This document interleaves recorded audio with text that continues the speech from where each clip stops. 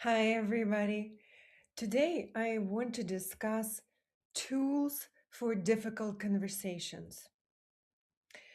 One of my dearest, wonderful clients shared that she's been having difficult conversations with her mother.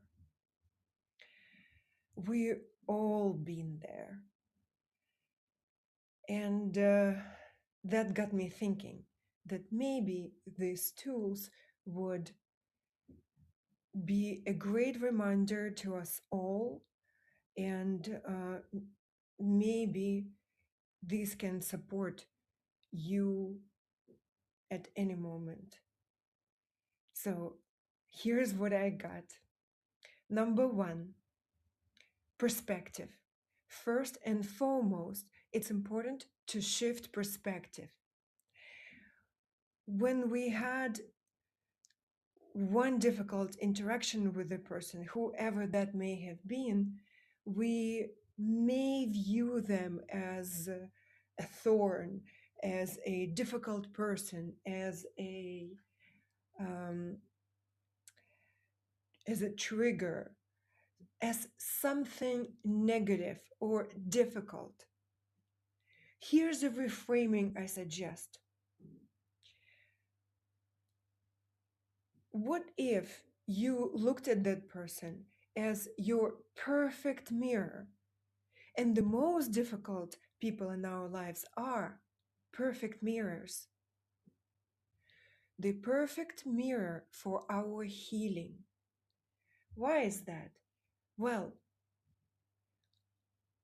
all the wounds are pushed into the subconscious part of our psyche. It's like the dark side of the moon, i.e., we can never see it. So it's pushed onto that invisible, like secret compartment to preserve our sanity so that we can keep going forward, so that we stay coherent as an individual. But it doesn't mean it stops affecting us. It's just like a load of bricks that we have to drag around with us. And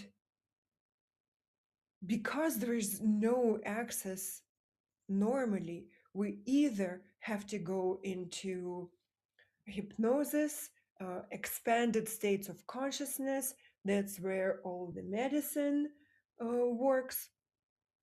Ayahuasca, mushrooms, MDMA, acid, bufo, hypnosis, because hypnosis is a mini expanded state, breath work, pretty much every healing modality, somatic work.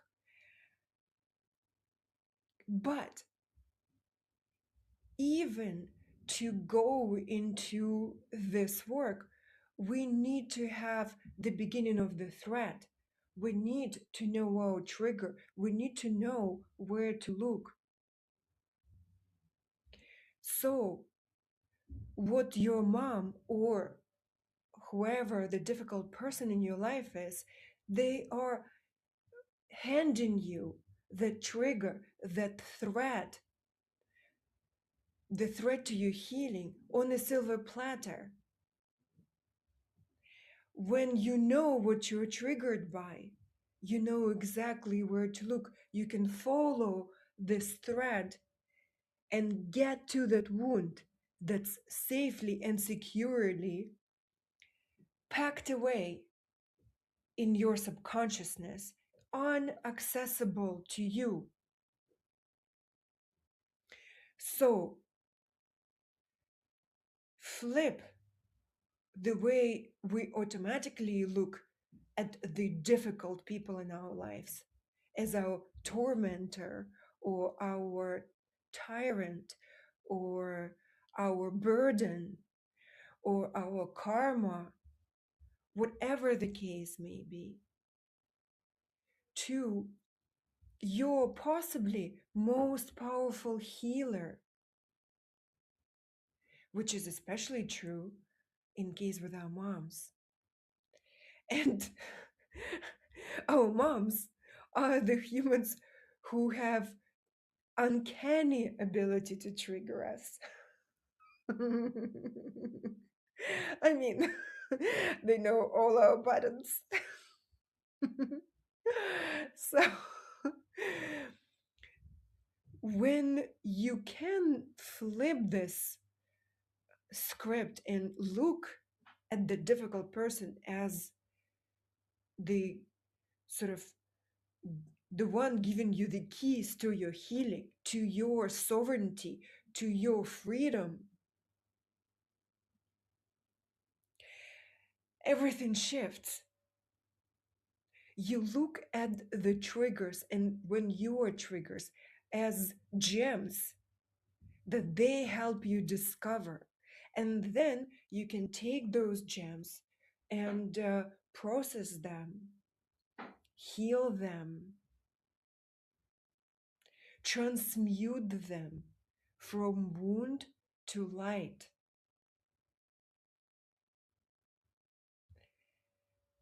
Isn't it magnificent? And isn't it so precious? Doesn't this make those difficult conversations precious? And if it's indeed about our moms, then remembering that we only have so much time with them together on this planet in form, that makes it even more precious. I'm not condoning abusive mothers at the moment or any abusive people in your life. No, not at all. I'm talking about difficult conversations. Okay?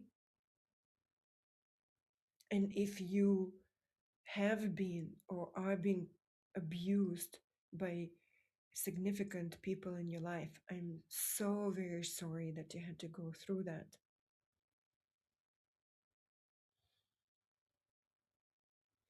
Please seek resources to help you. You do not have to do it yourself. You do not have to do it alone. And you are not alone.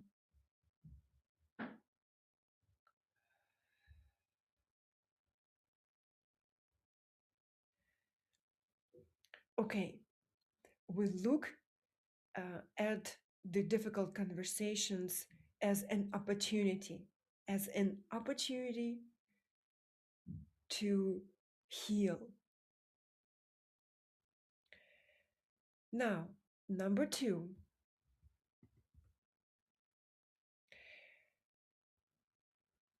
gratitude. So when we see the difficult person as somebody holding keys to our healing, the most powerful thing after acknowledging this perspective to do is to thank them. Gratitude, coincidentally, is one of two most important tools for raising your vibration. Gratitude is number one, and forgiveness is number two.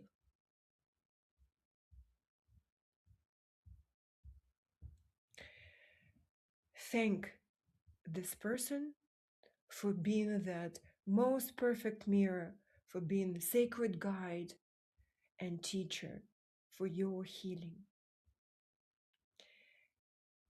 And after you thank them, you can take one more step. You can separate. And this does not have to happen during the difficult conversation. You can do it even when you're just reflecting on your last conversation or thinking about the next, or when you're just thinking about the person.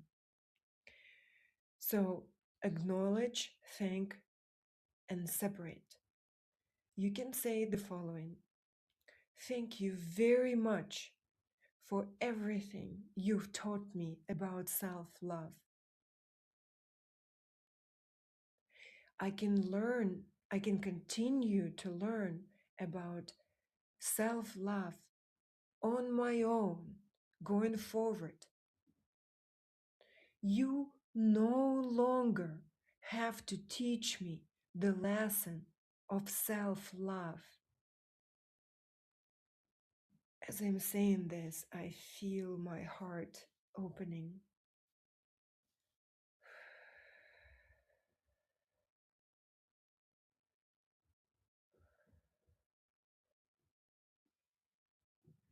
Okay, this was tool number one, perspective. Perspective, reframe.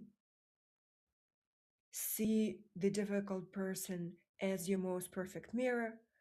Acknowledge, think, and separate. Tool number two, intention. Set an intention is the single most powerful tool for everything, uh, for difficult conversation, for personal growth, for manifestation, abundance, healing, finding your purpose, embodying your purpose. Whatever it is, everything starts with intention. My formula for setting intention is to say it, and ideally out loud, like you really, really mean it. Be completely present. Say it from your heart. And also, when you speak it, make sure you believe it. And if it feels like a stretch or if it feels fake, rephrase. So, for example, I have resolved difficult conversations with my mother, or I want to resolve. So, let's say if you like the ideal intention, some say is when you say it in present tense, like it's already reality. I gracefully resolve difficult conversations with my mother, for example. And so when you say it and it doesn't ring true, then think about how you can rephrase it. Something that maybe not as much as a stretch. For example, I want to resolve difficult conversations with my mom with grace and love and compassion.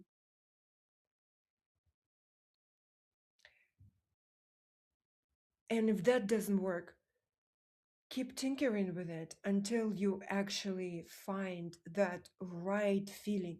So when you say it out loud, it feels authentic to you and it feels true. So that's the part that you can do before the conversations or after the conversations. The tools you can use, so that was number one, perspective, and number two, intention. Now, during the difficult conversations, number one is go into witness mode, into this investigative journalist mode, where you are the subject and where you are constantly like on the lookout and you're investigating. Are you, how, first of all, how do you feel? Are you neutral? Are you keeping a witness perspective during those difficult convos? And that keeping the witness perspective can be your intention, for example. You can set the intention, I am neutral during the difficult conversations with my mom. So why is that, why can that be valuable, to be a witness and to be neutral, to stay neutral? First of all, when we're neutral, then we do not get triggered. Uh, Also, neutrality is the position of our higher self. It's not regressing into child position, and it's not going into a parentified child, so into the parent. And especially when we're speaking to our parents, if, for example, we are a parentified child or a recovering parentified child, then it takes very little to trigger us to go into that familiar um,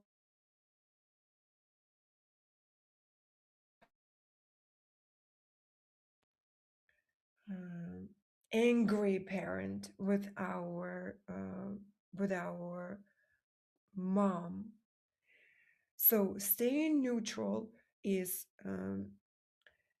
number one tool for um, staying trigger free. But also, that mode is what helps us to catch ourselves when we do regress into any of these positions, a child position, even when we're an adult, or into a parent position to our parent or to our loved one. It doesn't matter who the conversation is with. And why is this important? It's extremely important because that's where the thread is. When we notice ourselves getting triggered, and when we notice ourselves and catch ourselves going into that parent or child mode, that's where our wounded child actually is. And so that's what we can then start healing. And so when the difficult conversation is ongoing, and when you catch yourself falling off that rope of neutrality and going into a parent or a child mode self, what typically it's impossible to stop that. Typically, our nervous system is so perfect and so automated, then it happens on autopilot. She says something, we get triggered, and boom, we're already in that, child or parent mode. So please, please, please do not judge yourself and do not criticize yourself for, um, falling into this, like negative mode. Uh, because the truth is, it's your it's your wounded child speaking. The wounded child whose coping mechanism became either speaking from the wounded child perspective or speaking from the parentified child, also wounded parentified child, the parent perspective. It's not your fault. You did nothing wrong. It's your wound speaking. And your psyche is doing its very best to protect you. So you're doing great. So when it happens, notice with love, notice with care and gentleness. Acknowledge it with gentleness. And even if you're yelling at the difficult person in the moment, and if you're the one who is attacking them, the truth is that you are in distress. You are the one who needs being held in the moment. You are the one whose amygdala has gone into fight and or flight mode because your psyche thinks you are under existential threat and you are in harm's way right now. Your psyche thinks that there is danger to your life right now.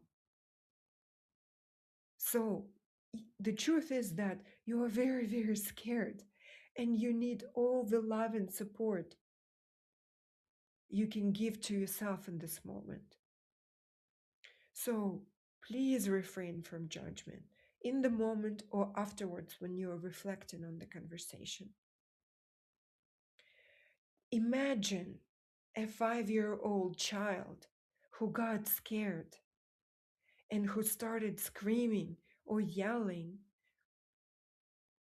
because they got scared. Would you judge and criticize that child?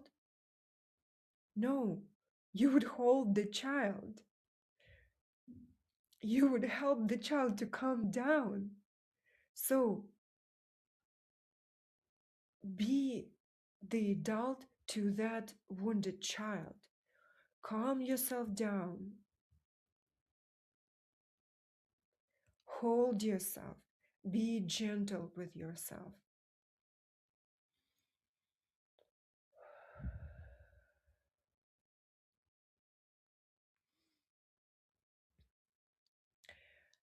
If you went into a parent mode, remind yourself that you're a child in this situation. And you can just say to yourself in your mind or out loud, I am the child. You are my parent. You are the parent and I am your child.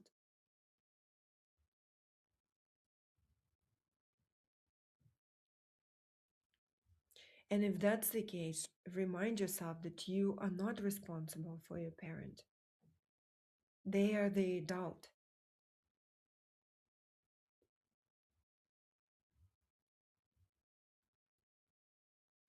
Okay, so that was a tool number one.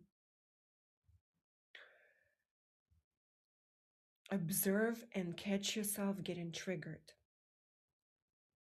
Number two, speak in I feel statements.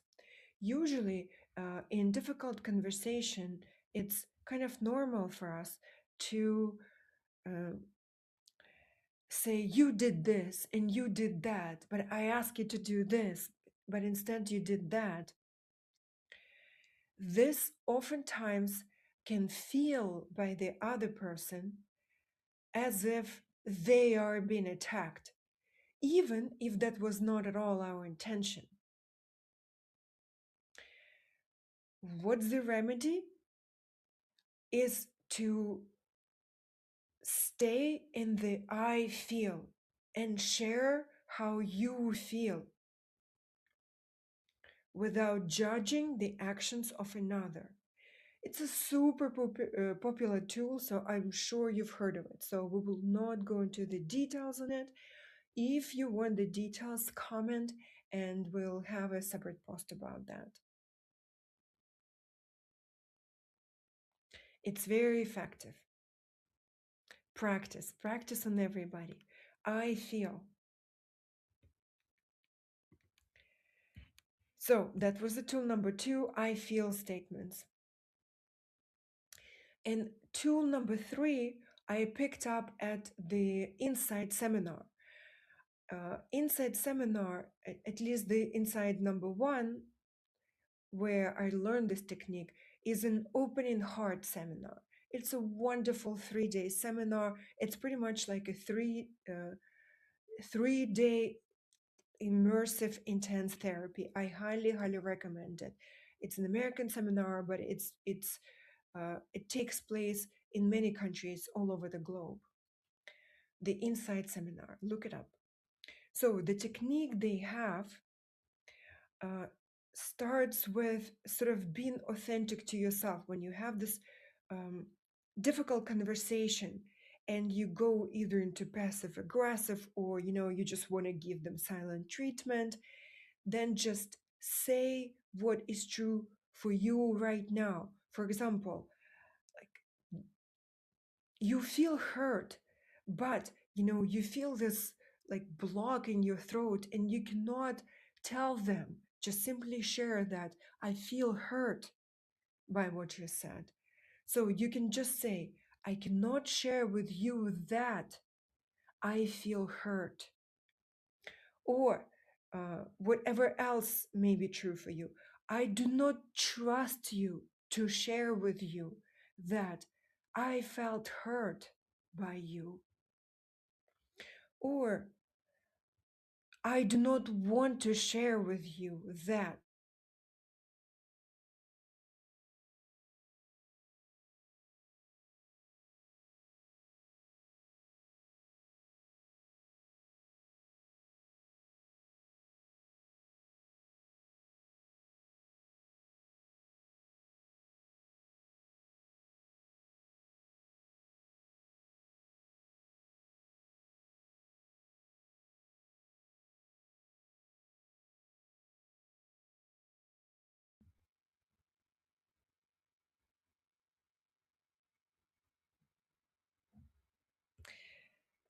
Hi, everybody.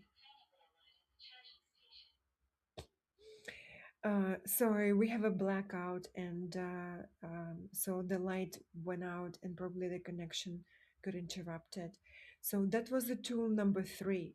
Just say out loud whatever feels authentic to you, even if it feels like something really, really difficult. You will be surprised how much the person you're having the difficult conversation with might appreciate, even when you say things like, I cannot share, I felt hurt by you or by your words. I do not trust you enough to tell you that I felt hurt by you. Or I do not want to share with you that I felt hurt by you. Or I do not want to share with you that I need validation from you so much that, etc. Or if it feels true to you, I care about you enough to share with you that, and whatever is true for you right now. This tool helps you share your vulnerability in the most authentic and yet safe way. And the thing about vulnerability is that vulnerability is our, first of all, vulnerability is the way to connect. So when you allow yourself to be vulnerable, that's when you connect with the person that you are having a difficult conversation with. And so in that moment, it flips from a yelling match or passive aggressive match or active aggressive match into a moment of connection. So this tool is sort of a back door to connecting with your person. I hope you find some of these tools helpful. I hope you practice them, you give them a chance. Happy healing. Bye bye.